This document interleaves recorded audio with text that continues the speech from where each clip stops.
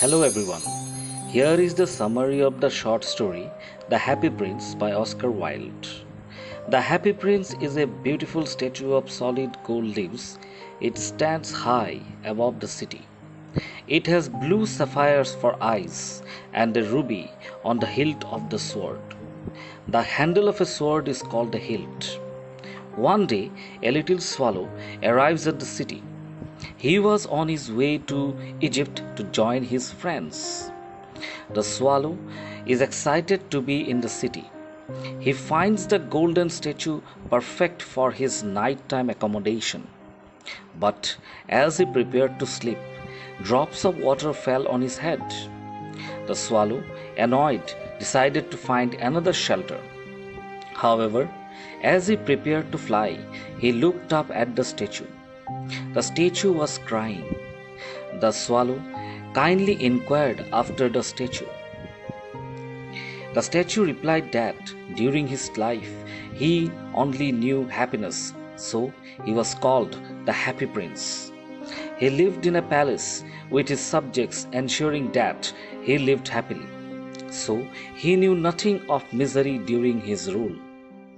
When he died, his subjects built a statue of him high up in the city. Now he could see all the ugliness and misery of the city. It was too much for the prince and broke his lead heart. Wilde ironically shows that a stone statue has more empathy than human beings. The prince then tells the story of a tired and thin seamstress with hands scarred by needle marks. Her son is sick, but she cannot care for him since she must finish the gown for the queen's maid of honor. The prince now asks the little swallow to take the ruby from his sword and give it to the poor mother. The sparrow hesitates. He makes excuses saying his friends are expecting him in Egypt. However, the sparrow feels sorry for the weeping statue and takes the ruby from the hilt. The sparrow flies over a beautiful church and a royal palace where the people are dancing. He overhears the queen's maid of honor, concerned for her dress and whether it will be ready for the state ball. She believes that her seamstress is lazy and will not deliver her gown on time. Through this, Wilde shows the insensitivity of the rich in contrast to the suffering of the poor. The swallow brings the stone to the mother and fans the child before going back to the statue. He feels happy after doing a good deed. Having done his good deed, the sparrow is ready to leave. But the prince asks for his help again. The prince, in succession, asks the sparrow to take the sapphires from his eyes and give them to a hungry young writer and a little mad girl crying on the street.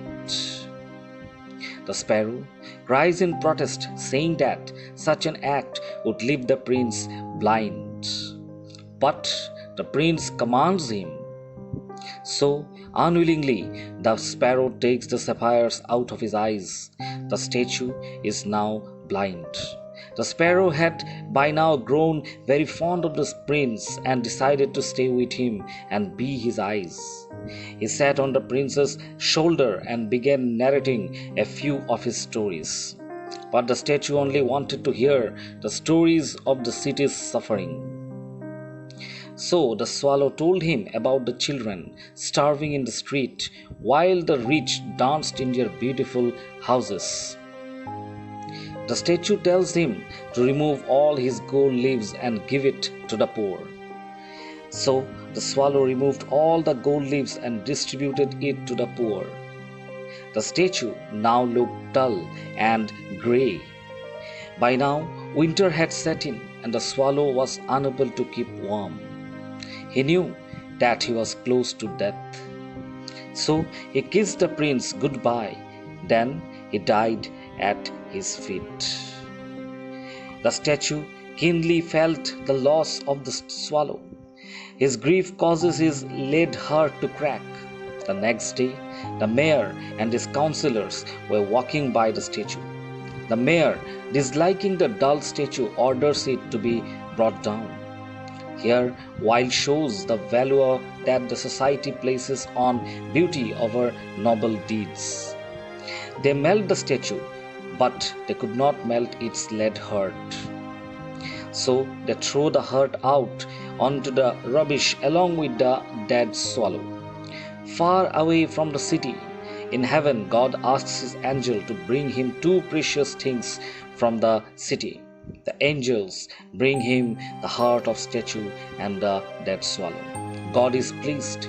He is eager to hear the singing of the swallow and praises from the happy prince. Thank you.